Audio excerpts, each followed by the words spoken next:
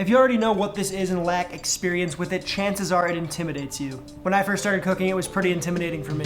These things can be very dangerous. Almost every restaurant cook that I met has a personal horror story, or at least has seen some horrible go down with one of these things. That being said, if you're smart about using one of these things and respect the mandolin, then these can be a very powerful ally. Alright, so to put it briefly, mandolins have the ability to slice food super thin. Usually vegetables, but really anything. You're gonna be able to slice it thinly, uniformly, and efficiently. And efficiency is key in the kitchen.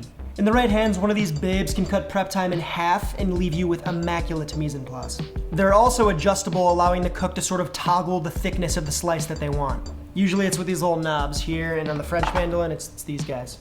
Now, there are a few different types of mandolins, but the ones worth talking about are of the Japanese and French varieties. The Japanese version, made by the ever-popular Benriner company, are usually light and made from some sort of plastic composite material. The blade comes super sharp out of the box, and these are my go-to mandolins for any veg prep, really. Here we also have the big boy, the big French mandolin. This one is made from metal, as you can see. It's a little more expensive, and it's a lot bulkier.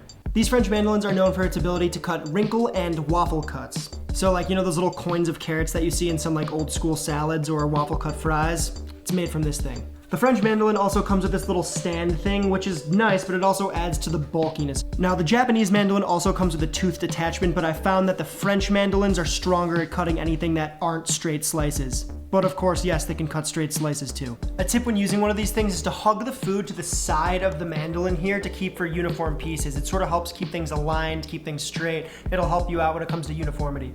As far as maintaining one of these things, as with most other nice cookware that you don't want to ruin on accident, wash them by hand. But do be careful because these mandolins are little stinkers. They tend to bite you when attention levels are at their lowest, so please be conscious of the blade at all times when you wash these. So a lot of people don't know this, but you can actually remove the blade on most mandolins to sharpen them, which means that you don't have to keep buying new blades and you can just replace them once they're finally shaved down to the bone. Gets pretty grime right there. You can give it a clean if you want to.